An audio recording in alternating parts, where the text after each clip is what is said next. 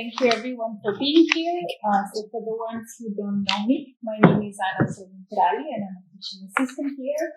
I'm assuming at least some of you are also students of the General Academy, but unfortunately, since we didn't have the International Criminal Law course, I don't know many of you, but I'm grateful for everyone who make it here today. And of course, I'm also grateful to our panelists.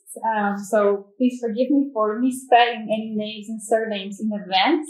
But we have with us today Mrs. Alicia Sander-Zacre, Mrs. Erini Georgiou, and Mr. Thomas Greminger.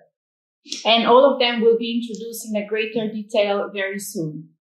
I'm really happy that we managed to somehow have a panel that is somehow going to address very interdisciplinary questions that I think we oftentimes lack when discussing nuclear weapons issue.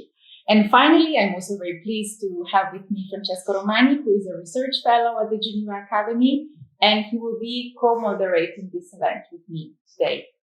Now, before we start with this event, I would just like to double check whether the ones who are online can hear me. So if you can maybe give me a sign of live here in the chat, you can just write to hear you. So just to make sure that I know everyone is following. Perfect. Okay. Thank you. And I'll just like to very briefly explain how the event will evolve. Okay, so we will first start with a short panel where me and Francesco will be posing some questions to our panelists, and they will have around 15 minutes maximum to address these questions. And then this will be then followed by the Q&A session where you will have the opportunity to ask any of the questions you'd like to the panelists, to one of them or to all of them. That's really up to you. I think this is all clear now, so I will give the word to Francesco to start with the questions for the first panelist today. Thank you, Anna, and also welcome and thank you for joining us tonight, both the speakers and to the audience. Our first question is going to be for Alicia Sander-Zacre, who's sitting on my left. Alicia is the Policy and Research Coordinator at the International Campaign to Abolish Nuclear Weapons, an organization that in 2017, if I'm not mistaken, received the Nobel Peace Prize for their activities, leading also to the adoption of the Treaty on the Prohibition of Nuclear Weapons. So, related congratulations somehow. She directs the campaign's research and policy development, including on the Treaty on the Prohibition of Nuclear Weapons and the humanitarian impact of nuclear weapons. So, Alicia, the first question that we're going to ask today, in line with the idea that Anna and I had for the event of tonight, is about the humanitarian and technology aspects of nuclear weapons. In the past 2 years, we have seen a polarization in the discourses of the different communities of practice. On the one hand, we have seen that there has been more and more emphasis on the humanitarian aspects over the security ones. For a lot of years, there was this idea that nuclear weapons were somehow contributing to peace and security.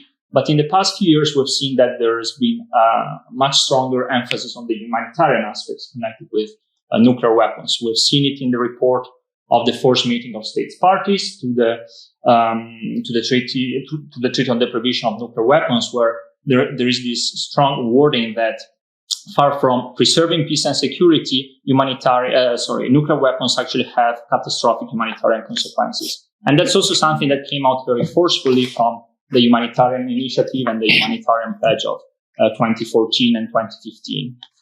On the other pole of the spectrum, somehow, we see that there's a tendency to downplay the risks associated with nuclear weapons.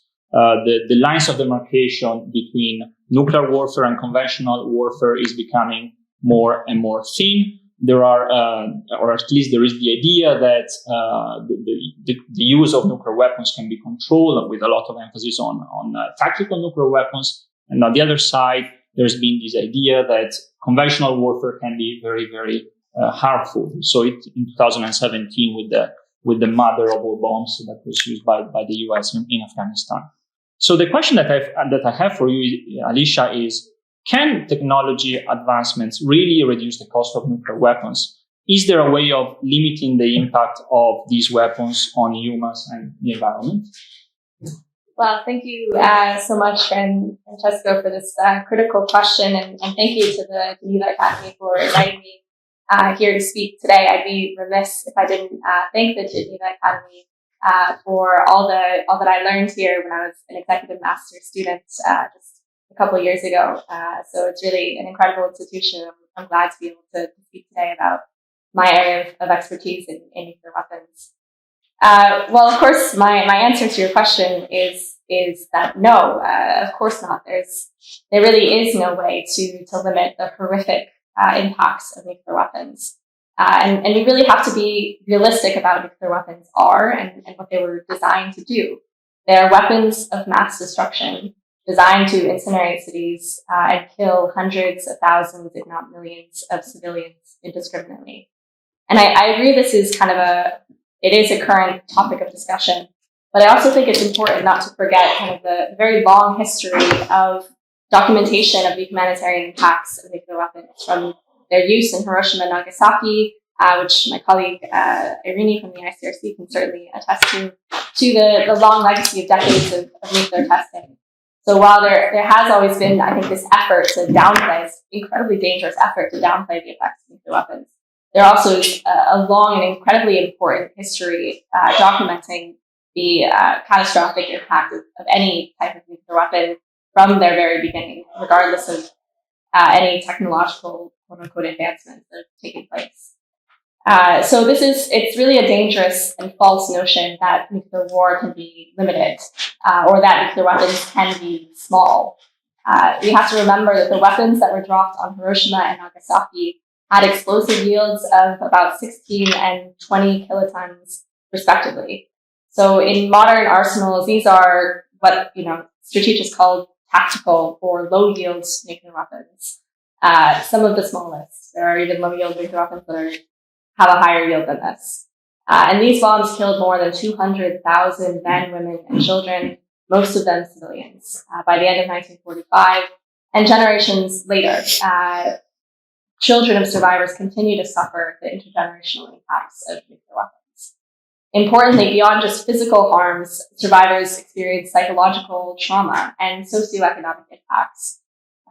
There are these really harrowing stories of the persistent stigma against survivors, where you have some who were dissuaded from seeking government-provided medical care for fear of being labeled Hibakusha, and the ostracization that came along with that. So to paint a bit of a picture, not just of the historical impacts, but the ongoing humanitarian impacts of nuclear weapons, I thought I'd provide a bit of a scenario. If a Nagasaki-sized nuclear weapon were detonated in Plan Palais in Geneva today, roughly 42,000 people would die immediately, and another 73,000 would be injured. That's about 115,000 total casualties in the span of seconds, roughly the same number of people killed in Hiroshima and Nagasaki combined. And these statistics come from this resource called NucMap, where you can model nuclear detonation to get some estimates of their impact. So after this nuclear weapons were dropped, more than 100,000 people die immediately.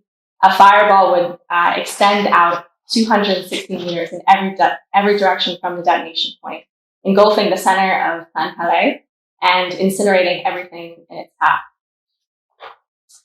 Within 1.2 kilometers in every direction from the center, there would be heavy to moderate blast damage, with most residential buildings collapsing and local fires starting from the destruction.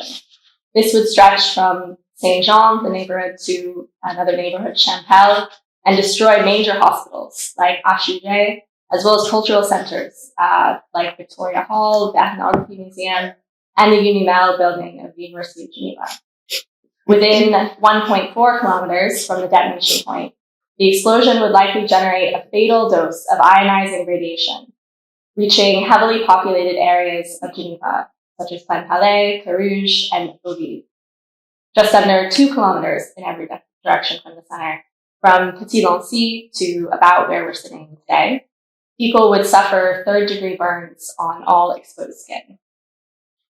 3.19 kilometers from the center of the blast, glass windows would shatter, causing additional injuries to anyone in the vicinity. This zone stretches from Petit Saguenay and the United Nations to Grand Lancy and parts of Cherbourg. So as this example demonstrates, we know there's no humanitarian response capacity to a nuclear detonation, regardless of how small the weapons field is. A recent ICANN report, No Place to Hide, I brought some copies of it if you're interested, showed the devastation on healthcare systems that would follow the detonation of just one 100 kiloton nuclear weapon, still considered a low-yield nuclear weapon in 10 cities around the world. In addition to the hundreds of thousands, if not millions of people who would die, at least as many would be injured and in need of urgent medical attention. But no city, from Paris to Moscow to Washington, D.C., has enough medical personnel or supplies to treat the survivors. And this is just the detonation of one nuclear weapon. But this is not a very realistic scenario. Nuclear war plans are built on the use of much more than just one nuclear weapon, and designed to retain second strike capability to be able to strike back in the event of a nuclear attack. Princeton researchers have recently launched a very compelling and well-researched VR simulation demonstrating the pressure on the U.S. president from government bureaucrats to launch hundreds, if not thousands, of nuclear missiles following the alert of an incoming Russian nuclear strike, to illustrate how this operates. In addition, leading climate researchers, including Alan Robock and Lily Sia, have documented for years, including in a recent article in Nature Food, that the detonation of even 100 nuclear weapons, less than 10% of global nuclear arsenals, could lead to nuclear winter, when the amount of soot released in the atmosphere by nuclear fires caused by nuclear detonation can block out the sun and lead to global cooling and mass famine, starving and killing billions of people. Even in the absence of nuclear wars, decades of nuclear testing, including atmospheric testing from 1945 to 1980, have left behind a devastating climatic and humanitarian legacy, leaving vast areas of land uninhabitable for hundreds or thousands of years to come, and displacing disproportionately indigenous and colonized populations. So any kind of so-called technological advancement in nuclear weapons production, from making nuclear weapons smaller in yields, making them more precise, really does nothing to change these underlying facts about what nuclear weapons are and what they're intended to do. Nuclear weapons are mass destruction, are weapons of mass destruction, designed to inspire terror and murder civilians. So-called nuclear modernization or nuclear upgrades cost billions of dollars each year, according to ICANN research on nuclear spending. The 9 nuclear armed states spent more than $82 billion on nuclear weapons in 2022, wasting valuable funds that could have been spent addressing real security challenges like climate change. As an example, over the next 8 years, the United States will spend twice as much on nuclear weapons alone as on the development of electric vehicle infrastructure and passenger rail combined, according to a recent article from a Salesforce professor. So the more that we speak in a realistic and fact-based manner about these weapons, instead of using unproven theories about them like this deterrence theory, the better we can raise the normative barrier against them and prevent the humanitarian and climactic catastrophe that they would cause. And this is where international treaties play an integral role. As was mentioned, at ICANN, we were awarded the Nobel Peace Prize for our efforts to achieve, alongside the ICRC and many dedicated states, the Treaty on the Prohibition of Nuclear Weapons, adopted in 2017, and which entered into force in 2021. And this is the first global treaty to ban all nuclear weapons activities, including their use and threat of use. The declaration adopted at the treaty's first meeting of states parties condemned in strongest terms Russian threats to use nuclear weapons, and was later echoed by individual leaders, from German Chancellor Scholz to Chinese President Xi to the G20 in a recent communique. Even the United States, hardly a proponent of the TPNW, has assessed that this strong pushback from the international community caused President Putin to walk back previous nuclear threats. So all countries that join the TPNW can strengthen the norm against nuclear weapons to prevent their use and catastrophic humanitarian consequences in spite of these dangerous technological developments. with the bulletin of the atomic scientist doomsday clock at 90 seconds after midnight, the closest it has ever been, this action is really needed more than ever. Thank you very much, Alicia. You have planted a lot of the seeds on which we will keep discussing later on. Happy now to pass the word back to Anna for our second question. Perfect. Yes, thank you, Alicia, for such a powerful introduction. And I'm happy to introduce her to our second speaker, who is sitting next to me, Mr. Thomas Griminger. Just in brief, Mr. Thomas Griminger, he's the director of the Geneva Center for Security Policy since May 2021. And from July 2017 until July 2020, he served as the Secretary General for the Organization for Security and Cooperation in Europe. I apologize because I know we are resuming your CVs very much, but we are just trying to be practical. So with you, Mr. Griminger, I'd like to speak about so-called nuclear deterrence theory, right? So according to this theory, as we know, one actor wouldn't attack another actor with nuclear weapons if he believes that the counterattack by the second actor, again by using nuclear weapons, would result in a heavier cost. Now we know that this nuclear deterrence theory has been referred to by the Western powers, basically saying that it's decisive for protecting the world, right, from the nuclear war. At the same time, we've heard many claims which state that basically this nuclear deterrence is in reality its own weapon that encourages the aggressor to carry out all acts of violations. And I think since the beginning of the invasion in Russia and Ukraine in 2022, somehow a big part of this nuclear deterrence discussion has switch into the direction where Russia has used the nuclear deterrence theory to basically very much curb choices of Western powers.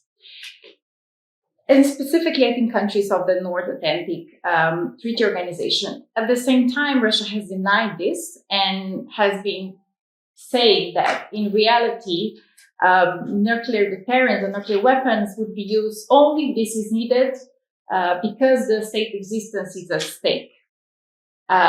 The same time clearly not defining what would this situation be, right? So with all this in mind, what I would like you to address in the intervention is first, what do you think that whether nuclear deterrence has really been the key in preventing nuclear war? And then this question of effectiveness of this theory, if you like. How do you see, for instance, if you compare, now if you take as an example Russia and Ukraine, and you see on the one hand Ukraine, which has aimed very much towards denuclearization and acceding to different international instruments. And then you see Russia, which has clearly adopted a different approach. What do you think is long-term more effective? Thank you, Anna, and thanks for inviting me. I will try to answer both questions. But let me say at the outset, there is no simple and no single answer to both of them. About 6 years ago, a bit more now, during the Cuban Missile Crisis in 1962, we were on the brink of nuclear war. Both sides at that time feared a disarming strategic nuclear strike by the other side. However, the Cuban Missile Crisis did serve as a wake-up call. And thanks to the arms control regime path that we have embarked on since then, and a dozen or so agreements that have been concluded in this area, we managed to create a relative stability on the strategic level. I underscore relative stability on the strategic level. Both sides are today, and that illustrates what you just said, are confident that the disarming strike by the other side is impossible because a retaliatory strike is assured. This concept is called MAD, and it's really, in a way, MAD. MAD standing for mutually assured destruction.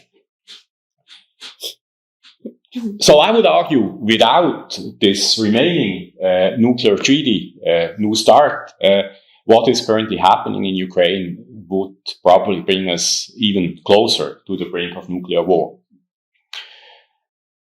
So far, what we have seen is both Russia and NATO very carefully avoiding any direct confrontation. The management of the situation, for instance, when parts of a missile came down in Poland, was very illustrative. Or the West carefully weighing what types of weapons are delivered to Ukraine underscores this point as well. That said, there is no 100% guarantee for strategic stability. And some of the stabilizers of the past have been undermined by the war. For instance, channels of communication, most of them have disappeared. This clearly increases the risk of misperceptions and unintended escalation. And so I would argue that these risks are definitely higher today than before. In addition, what we have seen over quite some years already is a steady erosion of the arms control regime, both, by the way, nuclear and conventional. So one of the biggest, most important questions that we are asking ourselves today is, when will the United States and Russia launch negotiations for a New START successor treaty? So far, both have not managed to really shield the strategic stability agenda, that is, nuclear arms issues, from the repercussions of the war. For instance, there was last December a meeting in Cairo planned in the framework of the New START inspection regime. And interestingly enough, it was not the United States calling this meeting off, but it was the Russians. And it was clearly, we know, a decision by President Putin, who was upset about the strong US support to Ukraine. If we continue with this approach of non-compartmentalization, that is not protecting the strategic stability agenda from the repercussions of the war, this could potentially bring about the collapse of this last existing treaty, and would definitely prevent us from negotiating a successor regime. This indeed would then probably lead to an uncontrolled, unlimited nuclear arms race, which would not only be costly, and you have alluded to some of these absolutely crazy investments even today. So it would not only be costly, but in addition, it would clearly increase the risk of war. Why? Because sides would probably gradually lose a clear sense of the other side's capabilities, and this in turn would then again create these fears of a surprise disarming strike, as we had in 1962. This fear could return. I should add here that the deterrence-driven stability of the Cold War was, of course, very much linked to the bipolarity of the global nuclear power system. This is different from today's situation, where in a multipolar world we have at least 9 nuclear weapon states. This clearly increases the risk of miscalculations. It also increases the risk of inadvertent use of nuclear weapons. Still, I would add that the by far biggest nuclear arsenals remain with the United States and the Russian Federation. And let me mention another factor that is potentially undermining strategic stability these days, before I then come back to Ukraine. And that is, since the end of the Cold War, new kinds of weapons and delivery systems have been developed. Nuclear states, in particular, have recently started engaging in a race to use artificial intelligence to enable the effective operation of new types of weapons, including hypersonic missiles, unmanned submarines, and other unmanned underwater vehicles. Generally, the military use of artificial intelligence increased substantially, and this is opening up options of cyber attacks on command and control systems for nuclear weapons, and it generally massively shortens the decision making time available. We at the GCSB believe that it is urgent to create processes to improve communication and cooperation between policy communities of nuclear weapon states to avoid the potential risks of emergent disruptive technologies in a nuclear age. And we have last fall launched, together with the Strategic Foresight Group, an Indian think tank, a P5 expert dialogue on catastrophic risks that is linked, that focuses on the interface between artificial intelligence and nuclear weapons. Now let me focus more closely on the war and Ukraine and its repercussions. As we have said, or as I have said, nuclear, as many experts say, nuclear deterrence has produced some strategic stability, but there are no 100% guarantees. And this is particularly true when nuclear coercion is applied. And this is, and you alluded to it, this is what we've seen in Ukraine. Nuclear coercion is basically about threatening or at least signaling the use of nuclear weapons. This is basically to prevent the other side from intervening in a conflict or from intervening in a certain form. Now, to add credibility to this threat or signal, a state, in this case the Russian Federation, could be tempted to use tactical weapons to kind of underscore this signal. Perhaps even, without aiming at producing a lot of harm, but just to underscore this this threat. If the nuclear coercion fails, there is another threat of potential use of tactical nuclear arms, and this is if President Putin considers to be close to strategic defeat. Again, this is not very likely. Most experts consider this not to very likely or even highly unlikely, but again, you cannot exclude it. Most experts, by the way, also believe that you cannot manage escalation once you use tactical nuclear weapons. So basically, this concept that some nuclear weapon states entertained some years ago that you could actually manage escalation risk of tactical nuclear weapons. Today, most experts believe that using tactical nuclear weapons would most likely have strategic effects because you cannot control escalation. Now, you asked, is nuclear coercion a successful strategy?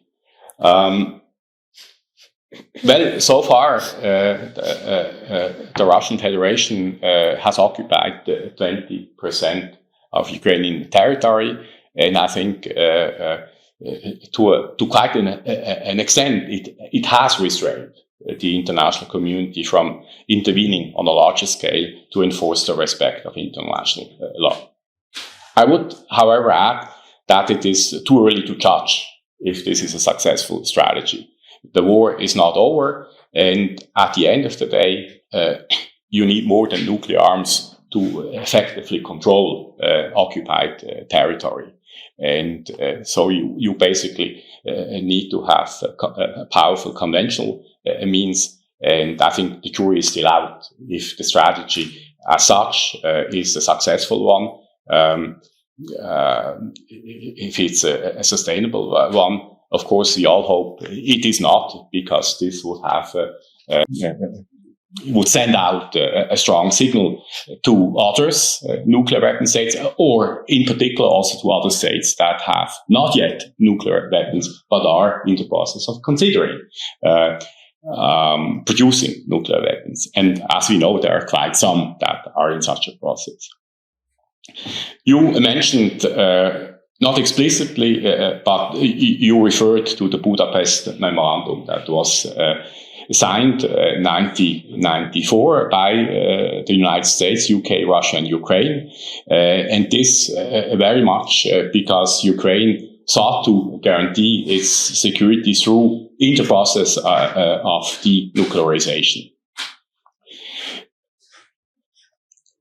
Ukraine perceived this document as a treaty bound with under international law. Other parties considered it as a political deal, which, of course, does not justify the Russian breach of the commitments taken in the Budapest Memorandum. But I think it's clear, and again, it's the signal that you send out, the fact that the state that gave up its nuclear weapons for security commitments is now being attacked by one of the guarantors, is undermining the non-proliferation regime. Even if in the reading of at least some Western states in the Budapest Memorandum, it was not security guarantees that was offered to Kiev, but only security assurances. But again, I think this is an issue of translation. I think the Russian original text, I think, could be read in the sense of security guarantees, while the English text is security assurances. But I think it doesn't really matter. I think the signal that the fact that a guarantor state attacks Ukraine, the signal that is being sent out by this is undermining the non-proliferation spirit. And now this, and I will conclude with this, I think this highlights one of the key challenges if an end of this war were to be negotiated, and that is to provide solid security guarantees to Ukraine. That would help to strengthen the credibility of such a promise in the future, and eventually thereby reinforce the nuclear non-proliferation regime. Now, this is much easier said than really done. The negotiation of the future status of Ukraine and its security guarantees will be one of the crucial elements of peace negotiations if parties decide to return to the negotiation table. Sorry, I've probably been a bit long, but... Perfect. You perfectly respected the time, and thank you. I know it's hard. I gave you two very difficult questions to answer in only 15 minutes, so hopefully we can elaborate on this later. But right now, I pass the word again to Francesco. Perfect, thank you. So far we've had the humanitarian and the technological aspects discussed. Now we just had the strategic and the political science aspects. And finally, we're turning to the legal questions. And in order to do that, we're gonna take advantage of the presence here of Eirini Georgiou. Eirini is a legal advisor in the Arms and Conduct of Hostilities unit of the International Committee of the Red Cross, where she focuses on explosive weapons in populated areas and on nuclear weapons. She has also had several years' experience in multilateral disarmament and arms control diplomacy and negotiations outside the ICRC. So, Eirini, we know that the topic of nuclear weapons has for many years, since actually in the 1940s, been at the center of the work and the preoccupation of the ICRC. I remember that in 2015, on the anniversary of the first nuclear explosions in Japan, then President Peter Maurer had a very forceful speech on the need to actually ensure that nuclear weapons would be eliminated because it was a humanitarian imperative. So in the past few years, for some 20 years or so, the theoretical discussion about nuclear weapons in the legal field has been dominated by the advisory opinion of the International Court of Justice on the legality of the threat or the use of nuclear weapons, which was rendered in 1996. And as most of you know, that was a pronouncement that was very thoroughly discussed within the legal field. There were these very debated pronouncements in there whereby the use of nuclear weapons would generally be contrary to IHL, specifically now, the focus of the discussion. There was this reference to the court could not conclude whether the threat or the use of nuclear weapons would be lawful or unlawful in an extreme circumstance of self-defense in which the very survival of states would be at stake. So these were some of the pronouncements and findings on which legal commentators have discussed for a number of years. Now, very recently, there have been a lot of very important developments that have helped somehow close the legal gap for the prohibition and the elimination of nuclear weapons, and most notably, the Treaty on the Prohibition of Nuclear Weapons that has been raised in several of the interventions here, which was signed in 2017, entered into force in 2021, with now nearly 100 states parties, if I'm not mistaken. So there remain a number of lingering questions for the Treaty on the Prohibition of Nuclear Weapons, especially the relationship with the non-proliferation regime, with treaties of mutual defense. But tonight we're going to focus mostly on the IHL dimension. And the question that I would ask Irini is whether she could help us understand a little bit how IHL has been understood over time to govern the use of nuclear weapons. And secondly, what is the impact of the Treaty on the Prohibition of Nuclear Weapons on this legal regime and especially on the advisory opinion of the International Court of Justice? Thanks very much, Francesco. Thanks, first of all, for inviting me to take part in this discussion. And I realize now it's been almost 12 years since I was last in this room. So that's a long time, but it's great to be back here. Great questions. The first one is probably easier than the second one, so I'll start by that. How has the applicability of IHL to nuclear weapons been understood throughout the years? And I want to start by saying that the applicability of IHL to the use of nuclear weapons is generally not contested. The ICJ, in its advisory opinion, as you just said, acknowledged that principles and rules of IHL apply to the use of nuclear weapons. No nuclear possessing state that participated in the proceedings objected to this, and some nuclear armed states openly acknowledged that IHL applies. The review conference to the Nuclear Non-Proliferation Treaty, the NPT, in 2010 famously also recognized the need for all states at all times to comply with applicable international law, including international humanitarian law. So it reaffirmed the applicability of IHL to nuclear weapons. And of course, the Treaty on the Prohibition of Nuclear Weapons is explicitly based on the principles and rules of IHL. So no one today contests that. The second thing I want to stress is that when we assess the legality or illegality of use of a weapon under IHL, we base this assessment on the foreseeable effects of the use of these weapons. In the case of nuclear weapons, Alicia already spoke at length about the catastrophic humanitarian consequences that any use of nuclear weapons would have. And these catastrophic consequences are critical to bear in mind when we assess whether any use of nuclear weapons would comply or not with IHL, and when we assess the different arguments that some states may make in this respect. So the ICJ, in the advisory opinion, opined that the use of nuclear weapons, as you said, would generally be contrary to IHL.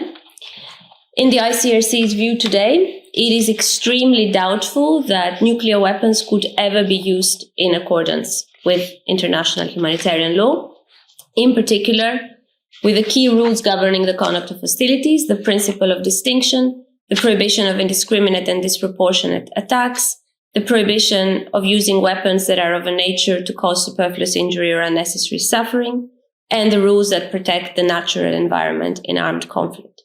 This position has been strengthened progressively over the years.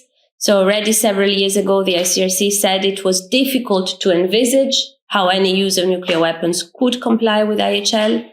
And following a series of developments, some of which you also mentioned, notably the 2010 NPT Review Conference acknowledgement of the catastrophic humanitarian consequences of nuclear weapons, more and more states speaking up and voicing their view that IHL would prohibit the use of nuclear weapons. And then finally, the adoption and entry into force of the TPNW. So these are all developments that led the ICRC to strengthen this legal assessment even more. First thing, before I go into a bit more detail in what it means that it's extremely doubtful that nuclear weapons could ever be used in compliance with IHL, these rules and principles of IHL apply to the use of nuclear weapons even in situations of national self-defense. Now, you mentioned the ambiguous ruling of the ICJ, where it said it was not able to conclude on the legality of use of nuclear weapons in this extreme scenario. The position of the ICRC is that insofar as use in bello is considered, self-defense or not, any use of any weapon must be done in compliance with IHL, whatever the circumstances. So even in an extreme situation where the very survival of a state is at stake, this does not release the state of the obligation to comply with IHL. So if nuclear weapons use is unlawful under IHL, then this would hold true even in the case of this extreme scenario of national self-defense. There are two scenarios where we can say with absolute certainty that the use of nuclear weapons would violate IHL. The first one is a bit self-evident, but it's also very important considering what nuclear doctrines actually are premised upon. It's directing a nuclear weapon against civilians or a concentration of civilians such as cities. Of course, this would violate the principle of distinction, obviously, one would say. However, if you look at what we know, at least the declassified parts of nuclear doctrines from the Cold War era, the number one scenario envisaged there was the use of a nuclear weapon against major cities of the adversary. And that was the whole purpose of the mutually assured destruction theory. And even today, nuclear possessor states, except for one, are very unclear about what scenarios they consider they would use under nuclear weapons under, and to which extent these scenarios would respect IHL. The second scenario of use that would clearly also violate IHL would be using a nuclear weapon against a military objective that would be located in a populated area or near a populated area. So a lawful target, but inside or near a concentration of civilians. And such use would violate both the prohibition of indiscriminate attacks and the prohibition of disproportionate attacks. Indiscriminate attacks, why? Because nuclear weapons have effects, as Alicia described, that cannot be controlled in space and time. Think about radiation. Radiation cannot be controlled from spreading through wind or when it goes into the soil, in the water courses, down the food chain, through plants, through animals.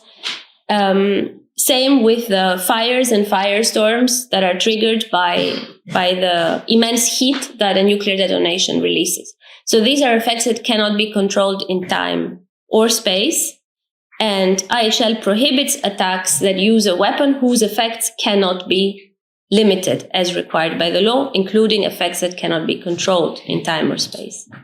Proportionality, also clear why the use of a nuclear weapon inside a populated area or near a populated area would violate proportionality. If you think about the immense destruction, deaths and injuries directly caused by a detonation, but also all the deaths and injuries that will come because most, if not all, the critical infrastructure will be essentially obliterated in the event of a detonation. Think about Hiroshima and Nagasaki. Over 80% of hospitals was destroyed immediately. Over 90% of doctors and nurses were injured or killed immediately after the atomic bombings. imagine how many more people died because there was essentially no healthcare available. So considering the direct, but also these indirect effects, it is impossible to imagine any military advantage that would not make this kind of civilian harm excessive compared to it. Now, some states have argued that nuclear weapons can be used lawfully in a remote area away from civilians against enemy forces on the high seas or in the desert. Even in this scenario, it is the view of the ICRC that it's extremely doubtful such use would comply with other important rules of IHL, the prohibition of superfluous injury or unnecessary suffering, which is there primarily to protect combatants, considering the horrific injuries caused by atomic detonations and the radiation released, the rules that protect the natural environment, what we know today about the severe, long-term, widespread damage to the environment caused by nuclear detonation and the ensuing radiation. And even in these remote area use scenarios, as I explained, it's virtually impossible to prevent radiation from spreading downwind or through watercourses and eventually possibly reaching civilian areas. So even in those cases, extremely doubtful that these weapons could ever be used in compliance with IHL. Now, to answer your second question, what's the effect of the TPNW on the legal regime and on the ICJ opinion? On the legal regime, so the TPNW stipulates a specific prohibition on nuclear weapons that is of conventional nature. So it binds only states that are party to the TPNW. This is clear. Does it codify customary IHL would be the first question. As you know, the ICJ in the ICRC in the customary IHL study was not able to identify with certainty the existence of a customary IHL norm prohibiting the use of nuclear weapons. As I explained, we believe it's extremely doubtful that such use would ever comply with IHL. Will the TPNW lead to the creation of customary rule down the line is the second most common question. I don't know, and it's very early to tell, because on the one hand, we have the P5 that have stated in very clear terms their persistent objection to any such customary norm prohibiting nuclear weapons. On the other hand, though, we have a growing membership of the TPNW, which indicates there is an opinio juris in a large part of the international community, which is unequivocally against the legality of any use of nuclear weapons. So the TPNW, as you said yourself, fills a legal gap, undoubtedly. It strengthens the taboo against the use of nuclear weapons, even if in itself it's insufficient to trigger the creation of a customary norm that prohibits nuclear weapons. I have no doubt that ultimately down the line, it will have a profound impact on the legal regime that governs nuclear weapons.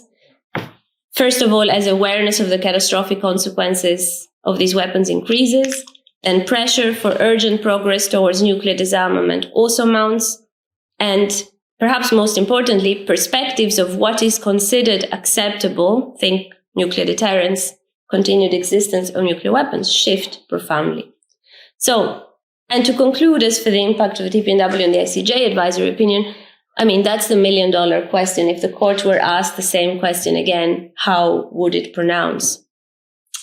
So in 1996, the court repeatedly noted the absence of a comprehensive and universal treaty prohibition on nuclear weapons. And this was an important element in its analysis. It comes up time and again in the advisory opinion. Today, such a comprehensive prohibition exists in the TPNW, but it's not universal.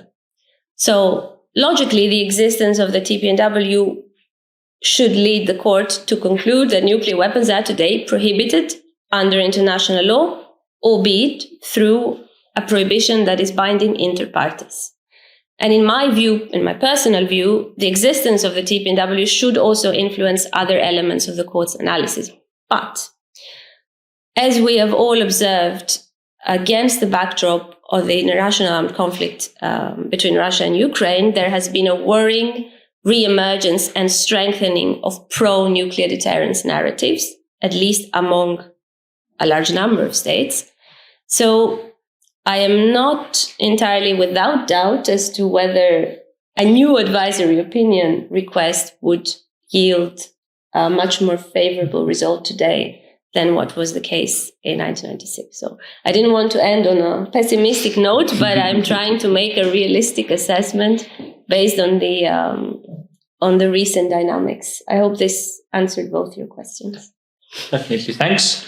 And Irini has highlighted how, nuclear weapons raise a lot of problems for IHL, but as she was talking about customary law, the problem of persistent objection, especially affected states, is something that, as you see, has a lot of implications on the wider international legal framework. So a lot of questions that are being raised by this topic, even beyond the IHL domain. Anna? Yeah, I was searching here. So yeah, I think maybe we will be able to continue addressing some of the questions in the Q&A session. But in any case, it's time we start with it. So just feel free to ask. Don't be shy. Just one thing that I ask you is if you're online, if it's possible for you to speak, that would be marvelous. Otherwise, you can also write the question. And if you're here, or also if you're online, please just specify if you want somebody specific to answer, or it doesn't matter. Basically, you're asking all the panelists. So that's maybe time to start.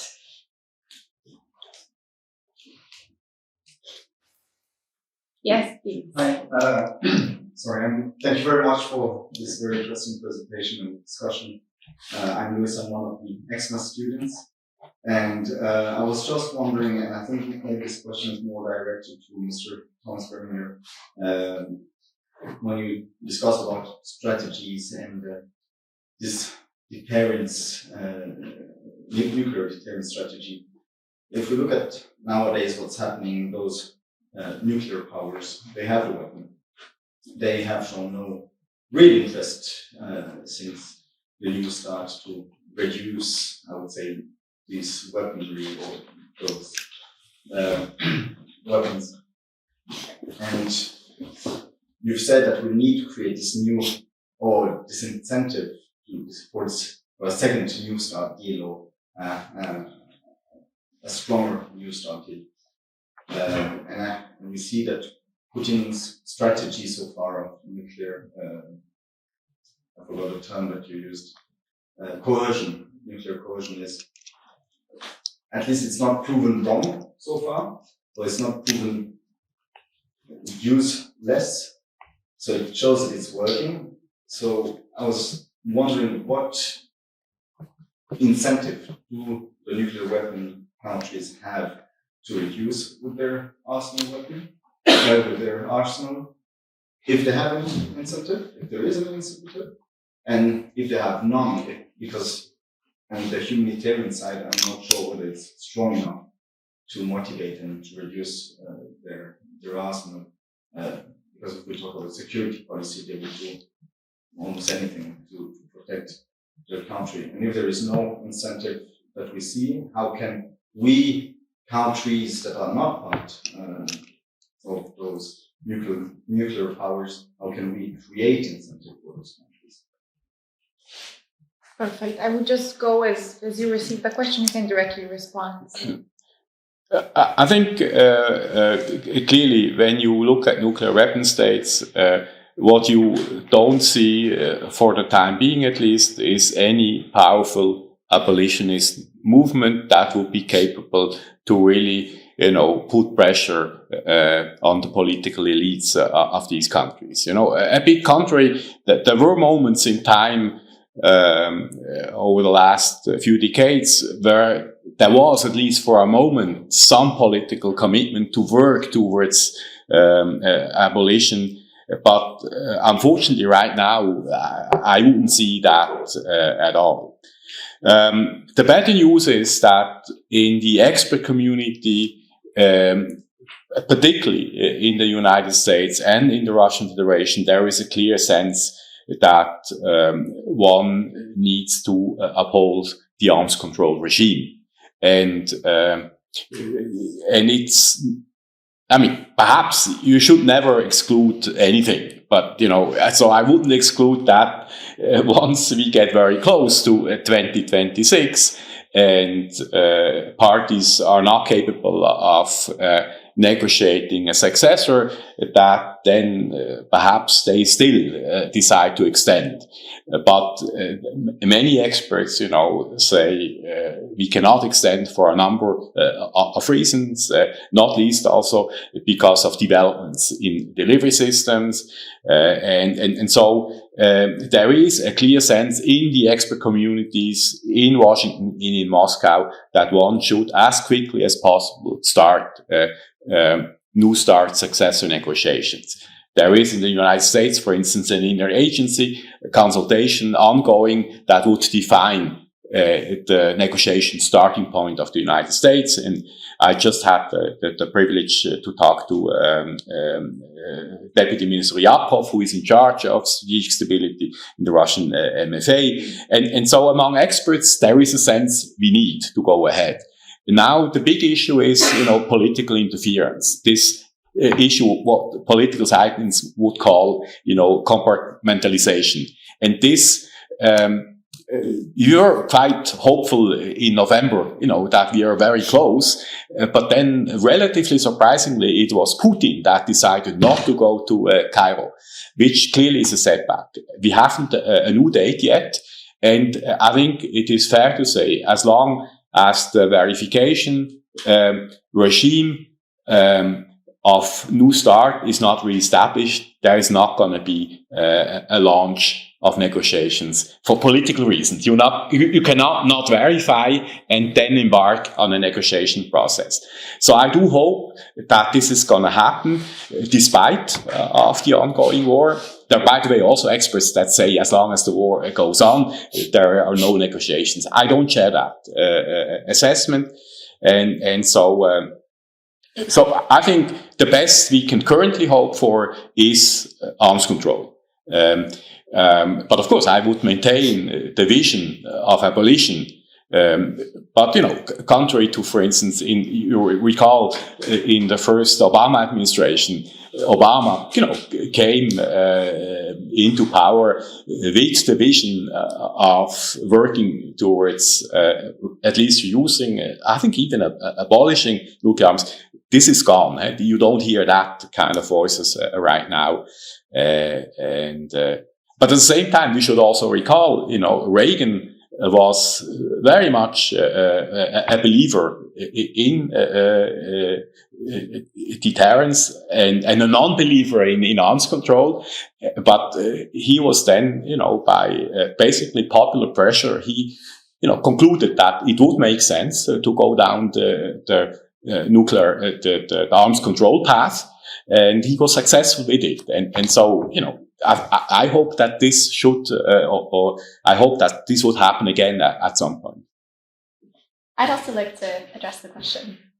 Thanks so much for the question. I think it's a really essential one. How do we achieve disarmament? This is a key question of the international campaign, of course.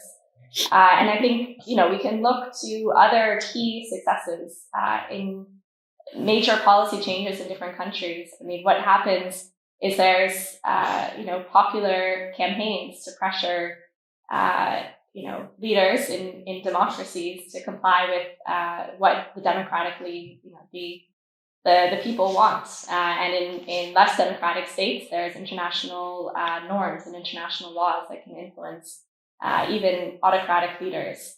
And what we've seen through polling that we've done across states that either have nuclear weapons or are part of nuclear alliances, there's popular support in these countries for disarmament and for joining the Treaty on the Prohibition of Nuclear Weapons. And we work with local governments, cities like Washington, D.C., New York, Paris. They've all adopted resolutions calling on their governments to join the Treaty on the Prohibition of Nuclear Weapons. So I agree, we don't have maybe masses in the streets in the way that you had in the 1980s. But I wouldn't dismiss the nuclear abolition movement so quickly. I think there's a lot of very strategic work, again, at local government levels, for example, a lot of work with parliamentarians to support nuclear abolition. And I would argue it's really a matter of time before these political bureaucrats actually listen to what the people in these countries want, which is nuclear disarmament. And I guess one other aspect I would bring up is that I think the attention and risk of nuclear weapons that has been brought about by this crisis can also present further incentives for disarmament. We've seen major progress on arms control in the wake of crises like the Cuban Missile Crisis, like the Able Archer crisis. So I think it's more important now than ever to build up the movement and put pressure for disarmament. Do we have? Yes, please. Yeah, thank you. I'm Marco Sassoli. I'm I have a question to Alicia Sanders. Don't you think, I have the feeling that the general mood is to rearmament and not to disarmament. Now, is it possible to separate the nuclear weapons, disarmament, while we have a general mood of we have to have more weapons? And this is certainly one of the very negative effects of the war in Ukraine. And to Thomas Greminger, a more technical question. In the expert circles, is the main issue we need nuclear weapons as long as the others have nuclear weapons? Or is there an important part of the problem to say we need nuclear weapons even if the others don't have nuclear weapons because we wouldn't have enough tanks or whatever? So, addressing the first question, absolutely, it's a major challenge. I think the role of the industry and many major the people. No, please, admit that the people in Germany and Switzerland, they want to rearm because they are impressed by what happens in Ukraine, and the Ukrainians and the Spanish. I think it's worth doing more public polling to see if attitudes have changed. What we have seen consistently in the polling that we have done in Switzerland, in Germany, is that the majority of the population does want disarmament. So I think nuclear or generally disarmament? Disarmament and joining the Treaty on the Prohibition of Nuclear Weapons. But I do think the role of industry is important, and the reason why I bring this up is because recently there was a publication by Benoit Lapidas and Shelf Egland from Sciences Po about the funding of both nuclear weapons companies as well as nuclear arms and nuclear allied governments for think tanks that research nuclear weapons. And they found that nearly every think tank that works on nuclear weapons receives some funds from these actors.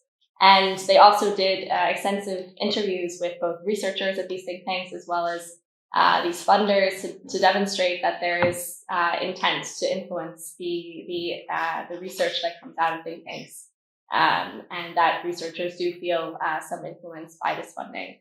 So I think the growth that the arms industry has experienced, given the overlap between conventional arms producers and nuclear arms producers, is concerning and a challenge. And I think in light of this, it's more important than ever that we do share information that arms producers don't like to have shared about the humanitarian impacts of nuclear weapons and the need for disarmament. So I would say so far, I think the broad public does still support disarmament. We can do updated polling. But the rise and influence of the industry is a concerning factor to be aware of in the production knowledge. A little comment to that, not on the nuclear part, because I don't know, but on the non-nuclear part, in Germany there is a law that the 4 major peace institutes have to make a report to Parliament every year about what should be done to improve peace.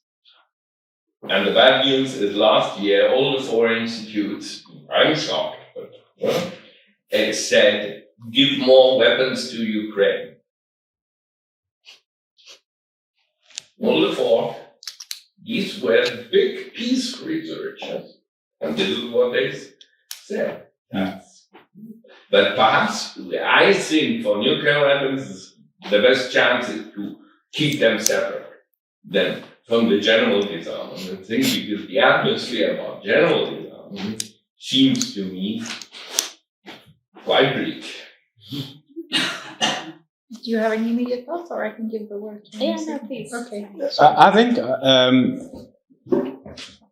I think it has been possible in the past to, at least to a certain extent, perhaps with the exception of the nuclear weapon states, I think it has been kind of possible to separate the general belief in deterrence from, let's say, nuclear deterrence. Arms control systems have been unraveling for more than a decade now. You know, this complex system that we have created after the end of the Cold War that has provided us quite some stability has been unraveling. And despite of that, it was possible to agree on the TP and W. Quite amazing, I find. And I think we can, in a way, bet on that also now. I mean, it's clear now deterrence is even more dominating and will dominate the global and in particular the European security order for years to come. I mean, any notion of cooperative security has been totally marginalized, and unless there is, you know, a negotiated settlement of this war that is perceived to be by and large fair, there is not, I don't see any return of cooperative security in the medium term. In the long term, I think we have to return to that because it's just too costly and too risky to bet exclusively on deterrence. But I think, meanwhile, we should kind of. I think what speaks in favor of your and perhaps also my theory is that people have been quite scared by this nuclear rhetoric. You know, that was last year until a bit around October. This nuclear rhetoric pushed by the Russian leadership. And I think that scared people and brought somehow the nuclear issue back on ordinary people's radar and consciousness. And I think perhaps this can be used. And it's interesting, and this leads me then to answering to your question.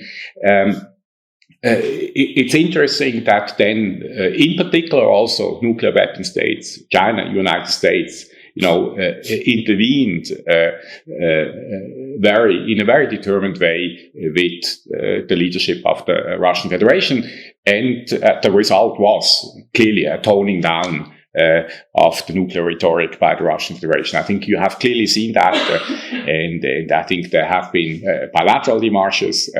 There has been this Bali statement. I think. I think that's good. That is positive. In that sense, perhaps the war has also a positive, effect on the nuclear issue.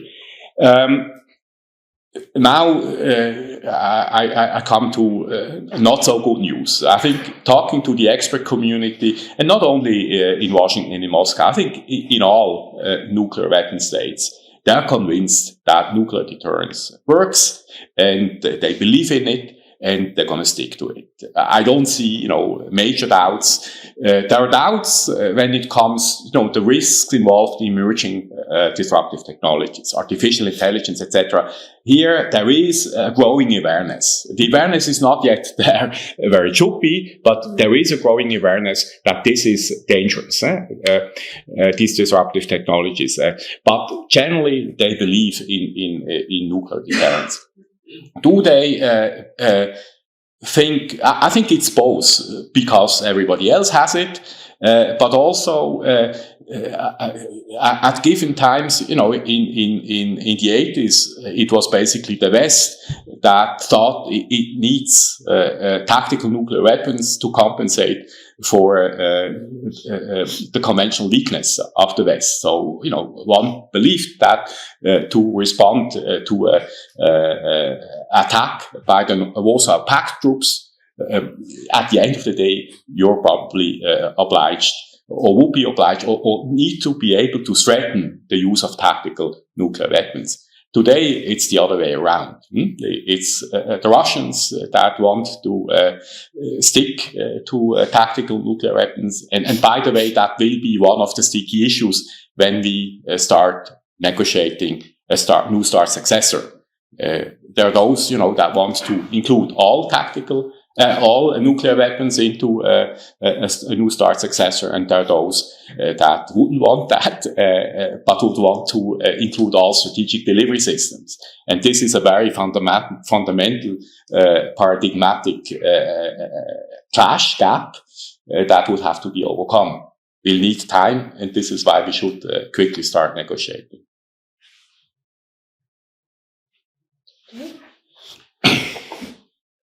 Yes, please. Sorry, did I miss somebody? No. I was wanting to. Okay, sorry. Yeah. Okay, thank you. I would like to say, first of all, thank you for your insightful presentations. And I have two questions. I'm starting at the LLM. What is your name, if I may ask? Yanis. Okay. I have two questions. The first one is addressed to Mr. Premier, and the second one is addressed to Ms. Yorgu. I think in your speech you mentioned that the occupation of 20% of the Ukrainian territory is very much related to the fact that Russia uses nuclear coercive rhetoric, right? Not exactly, but why don't you finish your question and then I respond? Of course, this rhetoric can fear most of us and make us feel like we are in danger, but how is this rhetoric actually affects the defensive efforts of Ukraine? And why is Ukraine afraid of such rhetoric since they are defending their own land? And even if this rhetoric wasn't present, they would still try to defend and do the best. And the Russian soldiers on the ground, they would still try to occupy this 20% of the Ukrainian territory. I just don't see how this is related to the success or not success, it depends from which side you see it, of the Russian army, the nuclear coercive rhetoric. And the second question addressed to Ms. Yorgu, Kalispera. Okay, we can all agree that using nuclear weapons would violate IHL. But if we go a step further, and of course we have violation in the first place, can we use from the articles of state responsibility, the articles that preclude wrongfulness, and there is an article about self-defense there. Can we use this article that precludes wrongfulness as a way to, of course, in the first step, the use of nuclear weapons is a violation, but then using self-defense as a reason to preclude wrongfulness that the state is not responsible for? Yeah, it's more like a different criminal level when you examine it. Of course, there is a violation, but then you use a reason to preclude the wrongfulness of the violation of the first time. Do I say that clearly or? Yeah, okay, thank you. Or necessity. Yeah, or necessity, of course, yes. Or maybe Mr. Cameron wishes to respond first, or? I think there is a common understanding that there was at least a signal, many say in the West, a threat by the Russian Federation that if the West would go beyond certain red lines, and red lines that have been pointed to was a military engagement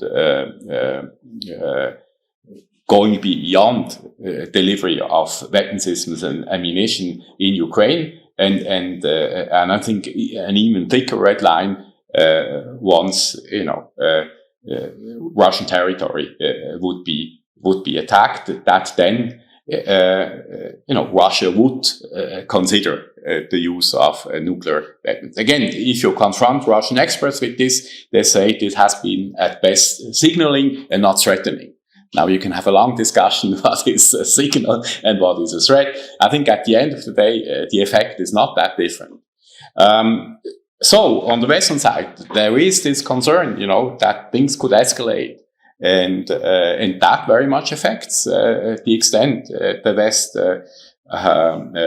supports Ukraine. But I think so far the West has managed to offer very, very considerable support from day one, starting with intelligence to very sophisticated weapon systems and ammunition to help Ukraine defend its territory. I simply said, for the time being, 20% of the Ukrainian territory is occupied. This is a statement of facts. Should this remain so, one could interpret this tactics of nuclear coercion as successful tactics, and this would be a bad signal. I think that is also, the mainstream perception among Western experts. Do you have? Yes, all clear, all good for you. Perfect. So please go ahead. Yeah, thanks a lot. Thanks for the question. Okay, as you already distinguish between individual and state responsibility, I leave aside individual criminal responsibility. When it comes to state responsibility for IHL violation, as I mentioned already, under IHL, self-defense is in a way irrelevant. Whether force is used or a weapon is used, an attack is launched in self-defense or not, the way the ICRC understands IHL, self-defense is irrelevant. Of course, many states in their military doctrine and rules of engagement will make a difference between action that is taken by their soldiers in self-defense versus other kinds of attacks, but this is something we don't agree with. The argument of using nuclear weapons under self-defense is mostly a jus ad bellum argument, which is quite different to the jus in bello legal analysis, which is IHL. So it's whether there is a right to use force, whether by nuclear weapons or different kind of using force, in contravention of the UN Charter, right? This is a jus ad bellum argument. The in bello assessment is quite different, and the object and purpose of IHL is precisely to limit violence in armed conflict in order to preserve some degree of humanity. So if any kind of rule of IHL were to be circumvented by the argument of self-defense or necessity, which is a bit different, that would essentially run counter to the very object and purpose of this very body of law, to say that, yes, in principle we respect it, but if we are in self-defense, then everything is justified. This runs really counter to the very essence of these rules. And as to military necessity, necessity is already embedded into the rules of IHL, which already intrinsically make this balance between necessity and humanity. So it's already considered. So I would say, definitely, in my view and in the ICRC's view, no, that this argument cannot be made for the reasons I explained. Do you mind if I complement with just one thing on this? No, absolutely. Just very quickly, bear in mind that in any case, not every international wrongful act could be excused with any of the circumstances precluding wrongfulness that you mentioned. IHL, at least some IHL norms which are of an intransgressible character, would not be excused under either a necessity argument. You would have the question of perhaps belligerent reprisals that would come into place, but if we talk about violation of certain very important IHL principles, that would not be excused under circumstances precluding But wrongfulness. there can be some rules of IHL that can be violated and then excluded because of, I don't know, it says, can that be a case? That a rule of IHL, not of interest, not of a use codice character, that they have been violated. And then we use the articles of state responsibility and we exclude the wrongfulness of the state because it acted under necessity. You would be able to either whether there is a military necessity exception embedded in the IHL rule, you could rely on that to the extent there is one. There are certain IHL rules for which that is allowed. When we talk about the necessity, the circumstance precluding wrongfulness under the Articles of State Responsibility, that could be a slightly different argument. You could perhaps be able to rely on that for certain violations, and that's something that perhaps was within the advisory opinion of the ICJ. Interestingly, there might be an article within the Treaty on the Prohibition of Nuclear Weapons that also refers to extraordinary events that would allow a state to opt out somehow of the treaty. But that would be... clause. Sorry? The withdrawal clause. Exactly. So that you might still have some room for nuclear weapons being an exception, even within such a very strong legal framework as the Treaty on the Prohibition of Nuclear Weapons. But yeah, perhaps the necessity argument within the state responsibility and the military necessity aspect of IHL would have to be kept slightly separate in that respect. Sorry, Anna. No, thank you so much for adding this, Francesco. And I'll take one question online for somebody who's been waiting very patiently, and also your question as well. So this is a question for you, Mr. Greminger, and the question is, if we are not making progress on nuclear weapons ban, could an instrument on non-first use guarantees be an option? And would it square with aims of de-escalation and lawful use of force in self-defense? But also, if somebody else wishes to answer, can answer. I'd also be happy to address that question. Okay. But if you'd like to start, Yeah, I think no first use is a concept that some nuclear weapon states would support. For instance, China has an official policy of non-first use. For the time being, both the United States and the Russian Federation wouldn't support that concept. So far, they have, not gone farther than to say that, a nuclear war cannot be won and must never be fought. But they wouldn't go as far as excluding the first use. I think I would argue that politically this is something that in the medium to long term is in the cards. That one would get all nuclear weapon states to a non-first use doctrine. I think that is something, for instance, that could be considered to integrate in the new agenda for peace of the Secretary General. I think that is not something right now. It would sound visionary, and of course P5s would not like it, or at least some.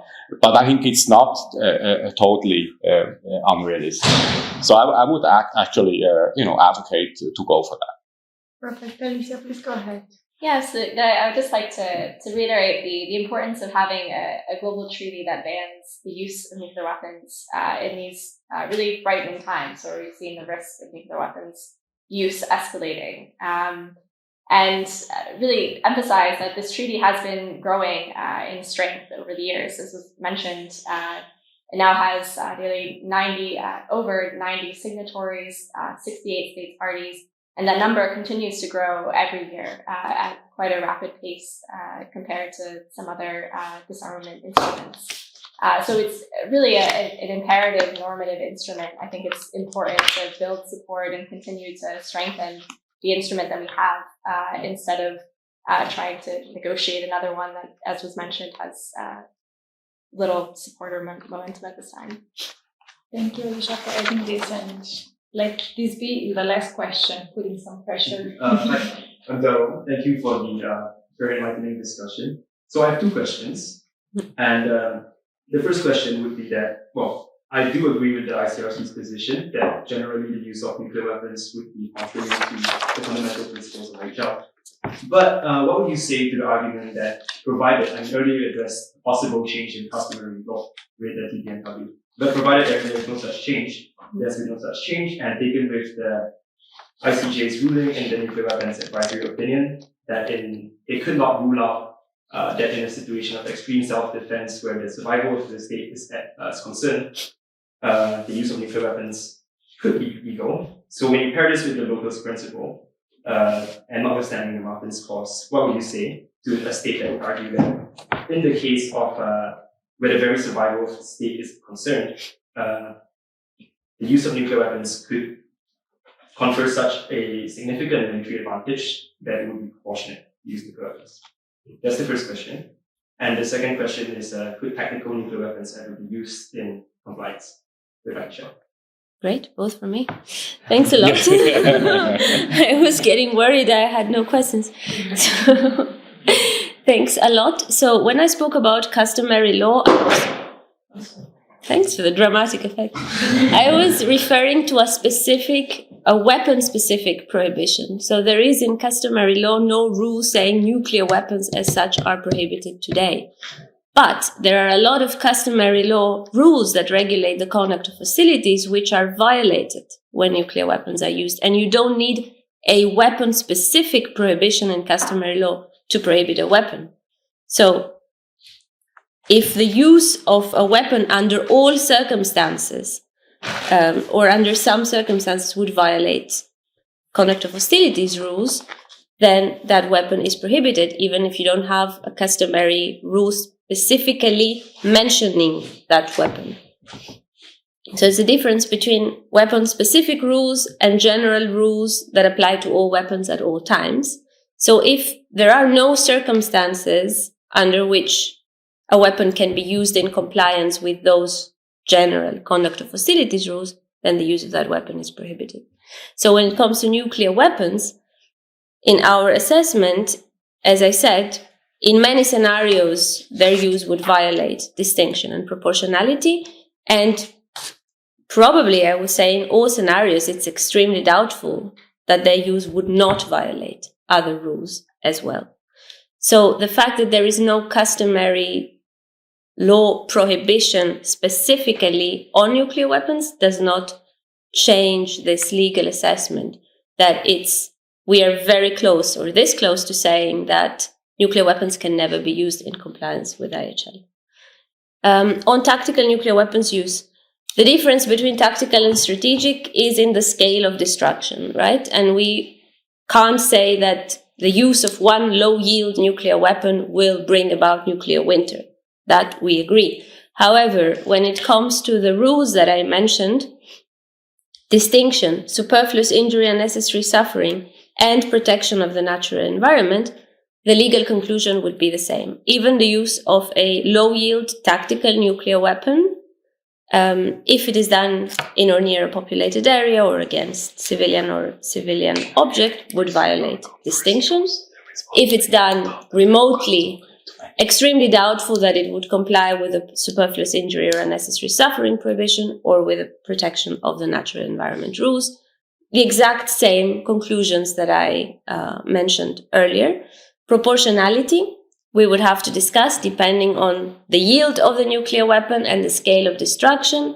But even there, I would say I still have a hard time envisaging military advantage that is concrete and direct that would not make the civilian harm excessive, thinking that winning the war is not a concrete and direct military advantage, at least in the sense of IHL. So again, even in this case of small yield tactical nuclear weapons, our legal assessment would remain the same. But so self-defense is primarily, like you said, a use and balance consideration, right? But being in such a situation of self-defense, could it not give rise to the possibility that at a strategic level, there could be a military advantage that is so significant to the game because of the danger that the state is in? that could be remedied through the use of nuclear weapons. And so could it not be argued that in such a situation there is a complete and direct advantage that could be proportionate in relation to the civilian harm and civilian objects damage? It can certainly be argued, but it's not an argument that we would agree with, because that is not the way we understand military advantage in the meaning of IHL, which is limited to concrete and direct. And this kind of strategic advantage of winning the war or of precluding further, casualties by means of conventional weapons is, largely speaking, and then it's always a case-by-case assessment, right? But largely speaking, is not concrete and direct sufficiently to count as a military advantage in the context of an attack. But the argument can certainly be made, and there are voices still about strategic proportionality and strategic level military advantage, not just in relation to nuclear weapons, in relation to conventional attacks. Think all the attacks against critical infrastructure in Ukraine currently. There as well, the argument is very much a strategic military advantage.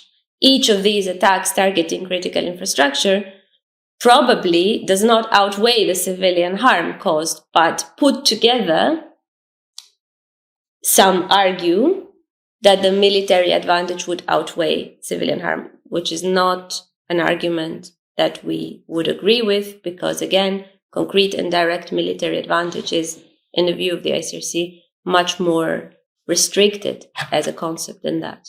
But it's an argument that is being made, you're absolutely right.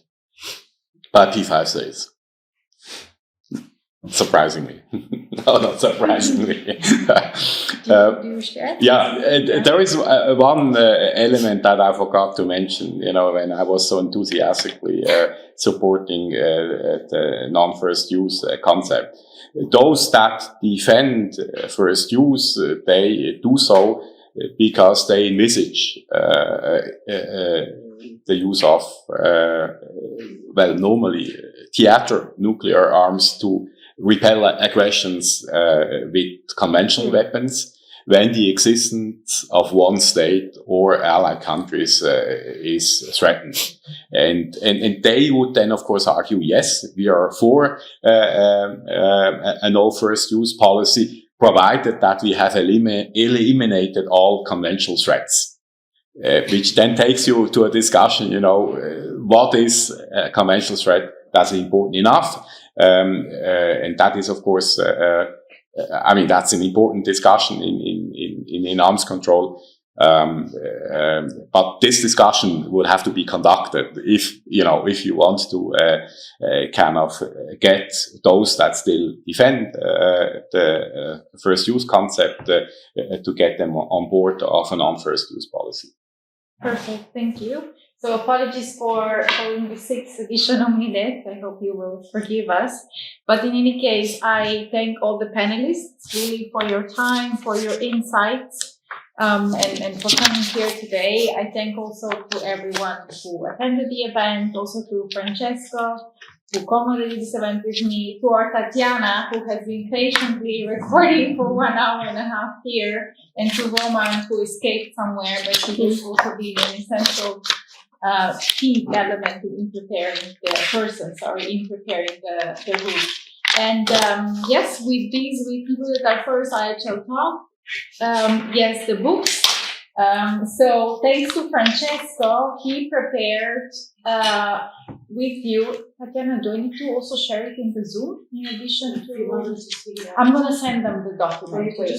Yeah. Perfect. I finally learned this.